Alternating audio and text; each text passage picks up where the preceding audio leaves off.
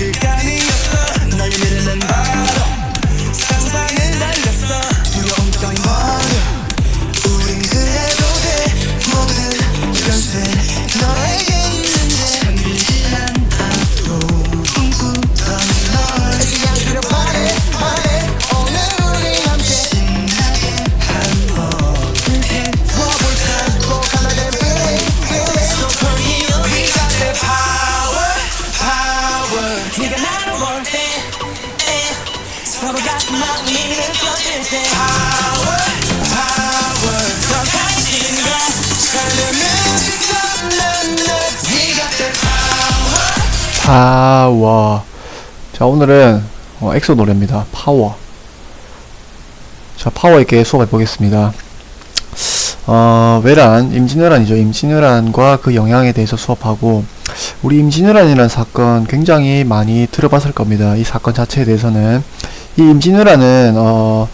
임진왜란을 기점으로 조선 전기와 임진왜란 이후는 조선 후기로 나눕니다. 그만큼 이 조선의 전기와 후기를 나눌 만큼 엄청나게 중요한 사건입니다. 자, 먼저 임진왜란의 배경과 그 임진왜란 이후에 어떻게 바뀌게 되었는지 그 변화상에 대해서 여러분이 공부하면 되겠습니다. 일단 임진왜란이 왜 일어나게 됐는지, 1592년에 일어나게 된 임진왜란 왜 일어나게 되었는지, 이 국제적인 정세를 한번 살펴보자면, 당시 일본의 상황을 보자면, 자, 일본은 이 오랜 기간 동안 이 작은 나라들로 전국시대라고 하는데, 이 작은 나라들로 분열되어 있어서 서로 이 작은 나라들끼리 싸우던 시대였습니다. 자, 근데 이 분열을 통일하던 사람이 누구냐면 도요토미 히데요시라는 이 사람이 이 일본 전체를 한 나라로 통일하게 됩니다. 자, 그러면서 이 통일 과정에서 수많은 전투가 펼쳐졌겠죠. 자, 근데 이 통일 과정에서 이제 그 전투에 이기기 위해서 이제 서양식 무기, 새로운 무기죠. 조총이라는 것이 일본에 도입이 됩니다. 자, 그리고 이 수많은 병사들이 이 많은 전투 경험을 통해서 어느 정도 전투에 숙련되어 있는 그런 상태가 됩니다. 자, 근데 이렇게 수십 년간 이제 싸워가면서 전쟁을 펼쳐나가다가 이제 통일이 되고 나서 이제 도요토미 히데요시가 이 작은 섬나라에 갇혀있기보다 넓은 이 중국 같은, 조선 같은 이런 대륙으로 진출해야 되겠다라는 것을 모색하게 됩니다.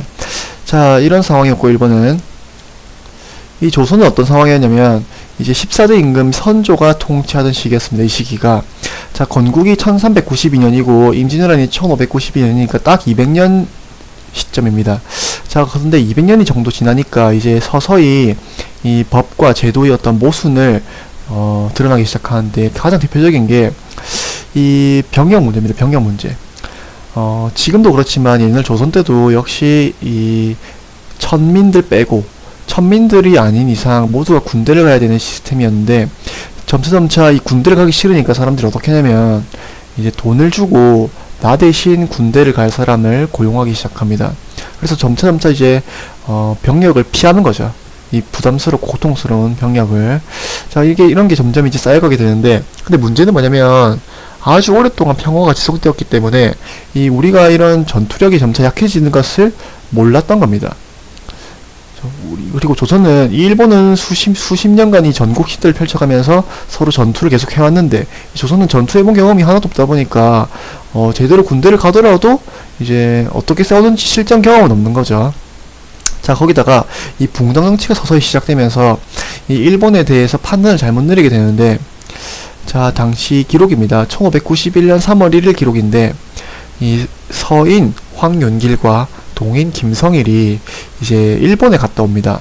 이 선조가 이 조선통신사로 이 두 사람을 임명해서 이 전쟁이 혹시 일어나지 않을까, 어떤 이 당시에도 이미 전쟁이 정보가, 일본이 침입을 준비한다는 정보가 굉장히 많이 들어옵니다. 그래서 이 둘을 보내서 한번 알아보게 해야겠다라고 해서 이 둘을 보냈는데, 이 둘이 갔다 와서 뭐라고 하냐면, 이 황윤길이라는 사람은 전쟁이 반드시 일어날 것이다 라고 대답합니다. 자, 근데 김성일은 뭐라고 하냐면, 그러한 정황은 전혀 없다. 이 윤길이 과장되게 말해가지고 이 사람들의 마음을 동요하게 하는 것은 잘못된 것이다 라고 아뢰입니다. 그래서 선조가 또 물어보는데, 도요토미 히데요시가 어떻게 생겼는가 하니까 황윤길은 눈빛이 반짝반짝하고 이런 지략이 있는 사람인 것 같았다 라고 하는데, 김성일은 그의 눈은 쥐와 같다. 이 도요토미 히데요시는 쥐와 같으니 두려워할 만한 위인이 아닙니다. 라고 대답합니다. 그래서 나중에 물어보죠. 성일한테 물어보는데 이 성일이 왜 황윤길과 반대되는 의견을 내느냐. 이 두 사람이 서로 다른 붕당이기 때문입니다. 그래서 이게 전쟁 1년 전이니까 이때만 해도 이 전쟁을 제대로 파악하고 준비했다라면 사실 큰 피해가 없었을 수도 있는데 한 아쉬움이 있죠. 자, 조선은 이런 상황입니다. 지금 자, 역시 명나라는 그러면 명나라도 역시 건국된 지 한 200년 정도 지났습니다. 그리고 이 동아시아의 중심적인 국가죠. 이 주변 나라들에게 조공을 받으면서 어떤 동아시아의 중심이 되는 국가로서 행세를 해가고 있는데, 자, 이 상황에서 이제 1592년 도요토미 히데요시가 이끄는 일본군이 조선을 쳐들어오게 됩니다. 자, 이제 그래서 임진왜란을 발발하게 되죠. 자, 일본군이 가장 먼저 상륙한 곳 부산입니다. 그래서 부산진과 동래성 줄줄이 함락하게 됩니다. 그래서 여러분 양정 쪽에 가다 보면 송상현 장군, 송상현 광장이 있습니다. 이 송상현이라는 사람이 당시 동래성을 지키던 동래 부사였습니다. 동래 부사. 그래서 우리가 송상현은 부산시에서 송상현의 동상을 마련해 둔 것 같고, 각지에 가면 이 부산의 임진왜란과 관련된 흔적들이 많은데, 그 지하철역 중에 수안역, 이 4호선 수안역에 가다 보면 이 수안역이 당시에 이 지하철 공사를 할 때 지하철이니까 땅을 파겠죠. 땅을 파다 보니까 수많은 이제 사람들의 어떤 유골들이 나오기 시작했습니다. 그래서 그 유골들이 다 어떤 유골이었냐면 당시 임진왜란 때 학살당한 민간인들이었습니다. 그래서 이 수안역 밑에 가면 이 당시 임진왜란에 발굴됐던 어떤 전시관도 있습니다. 자, 그 이후로 이제 엄청난 속도로 한양을 향해, 서울을 향해 진격을 하게 되는데, 당시 일본군의 진격 속도가 얼마나 빨라냐면 4월 14일 부산 도착했는데 불과 20일 뒤에 한양에 도착합니다. 이 속도는 거의 어떤 속도냐면 거의 석인 남자가 이제 부산에서 서울까지 걸어가는 속도랑 비슷합니다. 자, 그러니까 이 부산에 도착해서 이제 싸워가면서 가는데도 20일밖에 안 걸렸으니까 얼마나 빠른 속도로 진행했는지 알 수 있겠죠. 자, 그래서 조선에서 당시 이제 여진족과의 전투로 굉장히 명성이 높았던 신립장군을 투입합니다. 이 충주에서 이제 막아내라고 보내는데, 여기서 이제 탄건대 전투에서 조선군이 괴멸하게 되면서 더 이상 이제 마지막 방어선이 뚫리게 되죠. 그래서 서울로 가게 됩니다. 자, 그때 이제 이순신이 나오게 되는 거죠. 자, 얘네들이 이렇게 빠른 속도로 진행해가는 데는 엄청난 또 문제가 있는데, 뭐가 문제가 있냐면, 일본군에게 닥쳐있는 문제가 뭐냐면 이 식량 보급 문제입니다. 왜냐면 이 쌀은 무겁죠. 근데 이렇게 빠른 속도로 전투부대가 가버리면 식량을 수송하는데 굉장한 따라가는데 차질이 생깁니다. 그래서 일본군의 애초의 계획은 뭐냐면 육군이 최소한의 식량만 가지고 최대한 빠른 속도로 진격을 합니다. 자, 그러면 이 일본군의 해군이 바다로 이제 식량을 실어 나르는 게 얘네들의 계획이죠.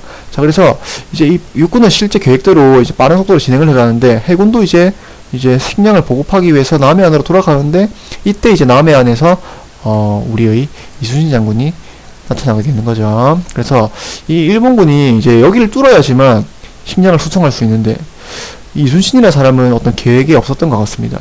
그래서 이순신이 여기서 남해안에서 줄줄이 격파합니다. 일본군의 수군을. 그러니까 육군은 이제 배가 고픈데 밥이 안 오게 되는 거고, 자, 거기다가 수군은 보내려고 해도 보낼 수가 없는 거고, 그래서 이 왜군의 계획에 큰 타격을 준 게 이순신 장군입니다. 자, 그래서 이제 어쩔 수 없이 이제 선조는 이제 한양을 버리고 피난을 갑니다. 그래서 평양성에 갔다가 결국에는 제일 마지막에 의주까지, 이제 중국과 압록강만 건너면 중국입니다. 의주까지 피난을 하게 되면서 의주에서 이제 명나라의 원군을 요청하게 됩니다. 자, 근데 이제 상황에 반전이 일어나게 되는데, 이제 각지에서 의병 활동들이 이제 일어나게 됩니다. 의병들은 이제 실제 군인들은 아니고 어떤 민간인들인데, 이런 나라가 위기에 빠지다 보니까 스스로 이제 무기를 구해서 일본군과 맞서 싸우게 되는 사람들을 의병이라 부릅니다. 그 다음에 아까 말했듯이 남해안에서는 이순신이 이끄는 이런 수군의 활약, 그래서 이걸 지도로 잠깐 보자면 이 지방에서 이 회색으로 되어 있는 사람들이 다 의병입니다. 의병. 특히 여기 있는 사명대사와 이 서산대사, 이 사람들은 스님이죠. 스님인데도 이제 스님의 이 불교 살생을 하지 말라라는 불교의 계율보다 나라가 더 우선이다 라고 해서 이제 스님들을 훈련시켜서 전투에 참여하게 되고요. 그 다음에 뭐 제일 유명하신 분은 여기는 곽재우 홍의 장군, 빨간 옷을 입었다고 해서 홍의 장군이라고 합니다.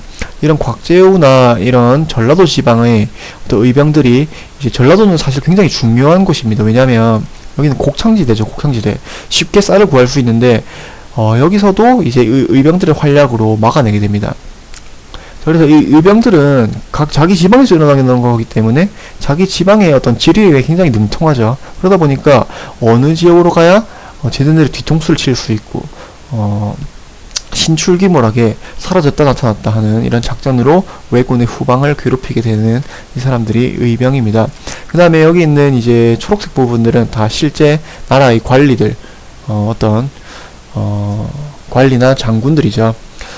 자, 그래서 우리가 3대 대첩이라고 하는데, 이 조선시대 이 임진왜란 3대 대첩, 한산도 대첩, 진주 대첩, 행주 대첩이라는 이런 큰 승리들이 있었습니다. 자, 이제 그리고 명나라의 군대가 이제 도착하게 됩니다. 그래서 조선과 명나라 연합군, 조명연합군이 다시 평양성을 탈환하게 되고 이후에 휴전회담을 진행하게 되는데, 이게 결국에는 서로 조건이 안 맞아서 실패하게 됩니다. 사실 일본군이 사실 말도 안 되는 어떤 조건을 요구해 오는데, 뭐 예를 들어서 뭐 명나라 공주와 결혼을 하겠다라는 등 사실 말도 안 되는 조건들이죠. 자, 그래서 이제 결국 실패로 돌아가게 되고 다시 한번 침입이 일어나게 됩니다. 이게 1597년에 일어난 정유재란인데, 사실 정유재란은 임진왜란에 많이 포함시켜서 어떤 임진왜란의 연장선상에서 파악합니다. 그래서 일단 정유재란이라는 용어 정도만 우리가 알아두면 되겠습니다. 자, 근데 쳐들어오게 되는데, 이제 쳐들어오면서 싸우다가 이제 도요토미 히데요시가 일본에서 죽게 됩니다.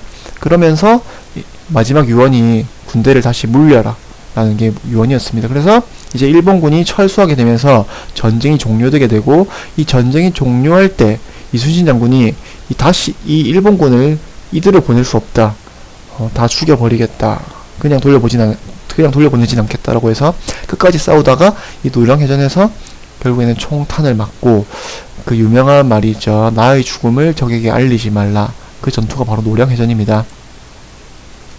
자, 그래서 이렇게 전쟁이 끝나게 되는데, 이제 동아시아가 엄청나게 큰 변화를 겪게 됩니다.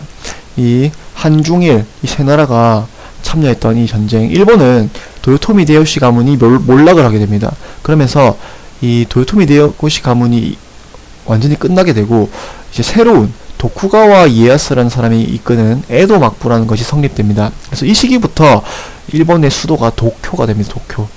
그래서 이 시기, 지금까지도 일본의 수도가 도쿄죠. 그 다음에 명나라는 이제 우리나라를 참 고맙게도 너무 무리하게 원군을 파견해서 우리나라를 구원해줬습니다. 근데 사실 너무 무리했기 때문에 자기 나라 국력에도 큰 타격을 입게 되고, 이 틈을 타서 이 한중일이 다 이 전쟁에 참여하는 틈을 타서 여진족들이 이제 성장을 하게 됩니다. 그래서 이제 나중에 임진왜란이 끝나고 이 여진족이 이제 동아시아를 휩쓸게 되는데, 그건 나중에 배우게 됩니다. 그 다음에 조선도 역시 엄청난 전쟁으로 이 인구와 농지가 급격하게 엄청난 손실을 입게 되고요. 거기다가 수많은 문화재, 이 노비 문서들 소실하게 되면서, 노비 문서가 다 불타니까 노비들이 다 이제 어디 도망가가지고 내가 노비가 아니다, 나도 사실 평민이다, 평민. 이제 그래서 신분제가 점차 흔들리게 되는 이런 변화를 나타나게 됩니다. 자, 수업 여기까지고, 이제 수업 시간에 여러분들의 책 기대하겠습니다.